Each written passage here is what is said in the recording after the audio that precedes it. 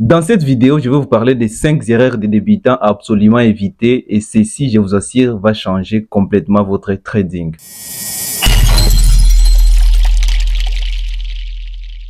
Bonjour tout le monde, j'espère sincèrement que vous allez bien parce que moi ça va super. Vous l'avez déjà vu dans l'introduction, dans cette vidéo je compte vous parler des 5 erreurs des débutants à absolument éviter. La toute première erreur est éviter de se former, ne pas se former, d'accord?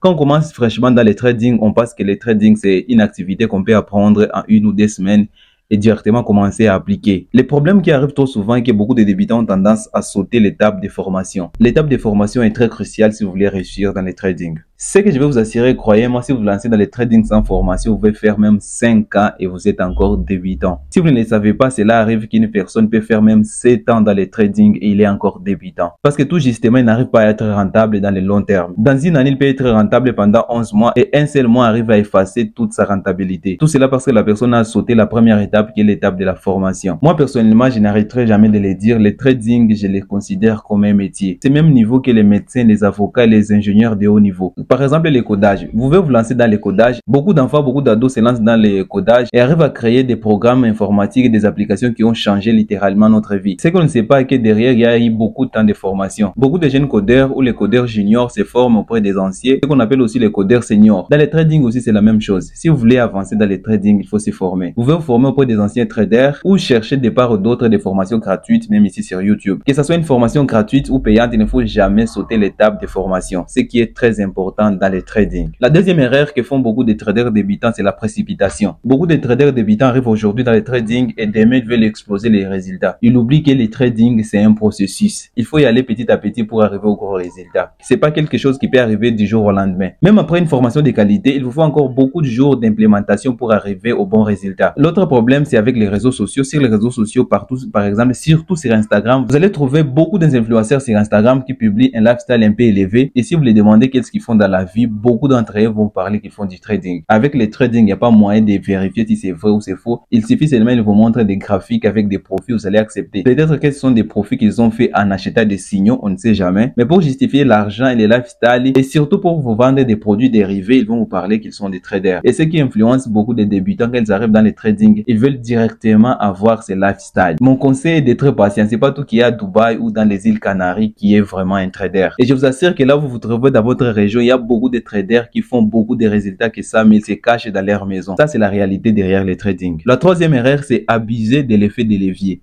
Alors ici, je m'explique. Vous savez qu'en trading, nous utilisons l'effet de levier. Ce qui arrive trop souvent, on trouve un petit trader. J'appelle un petit trader pas sur base de connaissances, mais de capital. Un trader expérimenté, je peux dire ça, mais qui trade avec un petit capital. Surtout ici chez nous en Afrique, je trouve beaucoup de traders qui savent très bien analyser, ils savent très bien trader, mais n'ont pas un capital conséquent. Alors ce qui arrive trop souvent avec les traders qui tradent avec un petit capital, par exemple un capital de $100, ils peuvent faire $7 seulement dans une semaine. Alors après avoir fait $7 dans une semaine, ils négligent les $7 parce qu'ils pensent que ça ne vaut pas le travail qu'il a fait. Mais les $7, si on calcule les $7 sur $100, ça représente 7% les amis. Et je vous assure aujourd'hui, si Warren Buffett lui-même fait 7% par semaine, il sera parlé dans toutes les magazines. 7% dans le monde d'investissement, c'est énorme. Mais avec un capital de $100, on néglige trop souvent. On pense que faire 10, 5, $7, c'est pas suffisant. Alors la semaine prochaine, on augmente l'effet de levier. C'est que vous allez aussi constater que tous les brokers vous proposent beaucoup d'effets de levier. Parce que eux-mêmes, ils se rémunèrent en commission. Quand vous prenez un trade avec 0,01 de l'autre, ils ne gagnent presque rien. Mais par contre, si vous prenez des trades avec 10 lots, 30 lots, 50 lots, ils gagnent beaucoup de commissions derrière vos trades. Alors ils seront toujours là en train de vous encourager de prendre beaucoup de leviers. Même si certains brokers peuvent ne pas vous encourager directement, mais indirectement ils mettent à votre disposition beaucoup d'effets de levier. C'est en abusant avec l'effet de levier qu'on arrive à cramer les comptes. Je peux vous assurer qu'avec un peu de notions de base dans le trading et un bon money management, on ne peut jamais cramer un compte de $1000 en tradant avec 0,01 de l'eau, ça je vous assure. La quatrième erreur que font beaucoup de débutants, ce n'est pas accepter les pertes. Vous savez que le trading c'est un jeu de gains et de pertes. De la façon que vous gagnez, c'est de la même façon que vous pouvez perdre. Un bon trader doit toujours accepter les pertes. En acceptant les pertes, vous allez préserver votre capital. Pour ce qui concerne les pertes, ça arrive trop souvent quand les traders se donnent beaucoup d'objectifs ou des objectifs journaliers très élevés. Par exemple, faire $100 par jour. Je vous ai déjà expliqué dans une vidéo que faire $100 par jour dans les trading, ça n'a pas de sens. On fait de l'argent dans les trading avec les opportunités. Et si les opportunités ne se présentent pas, on fait rien dans les trading. Et dans les pires des cas, on peut même perdre de l'argent quand il n'y a pas de bonnes opportunités. Alors Ça, vous devrez le savoir. Ceux qui font les traders débutants se réveillent le matin avec l'objectif de faire par exemple 50 $ par jour. Et ce qui va arriver tout juste à la fin de la journée vers 14h ou 15h, ils sont en perte et ils ont perdu, au lieu de gagner 50 $, mais ils ont perdu 50 $. Ce qu'ils vont faire, au lieu d'accepter les 50 $ de perte, c'est chercher à récupérer à tous les moyens les 50 $ perdus. Et c'est là où la journée ne va pas se solder avec 50 $ de perte, mais 100, 200 ou pire avec un compte cramé. Alors dans le trading, sachez seulement qu'on encaisse les gains et on accepte les pertes. La cinquième erreur que font beaucoup de débutants, c'est trader tous les jours. Quand on est débutant, on a tendance à beaucoup trader, ce qu'on appelle en anglais le overtrading. Vous voulez trader tous les jours. Moi, ce que je conseille trop souvent, c'est analyser tous les jours et ne pas trader tous les jours. D'ailleurs, vous allez le constater, les personnes qui sont dans les canaux Telegram, qui c'est pas tous les jours que j'envoie les signaux de trading. Je peux analyser les graphiques tous les matins, mais c'est pas tous les jours que je prends des positions et ça, je pense que vous l'avez déjà remarqué. En trading, je le répète encore, on doit seulement prendre des positions quand il y a des opportunités. Et les opportunités ne se présentent pas tous les jours. Alors ici, sur ce point, mon conseil reste le même. Vous pouvez analyser tous les jours les graphiques. Ça va vous aider à avancer un peu trop rapidement dans le trading. Mais il faut trader uniquement quand les opportunités se présentent. Alors les gars, c'est tout pour cette vidéo. Je pense que vous l'avez aimé. Si c'est le cas, n'oubliez pas de la liker et de la partager. Et si c'est la première fois de me retrouver sur cette chaîne, n'oubliez pas de t'abonner et activer la cloche de notification pour ne pas rater les prochaines vidéos.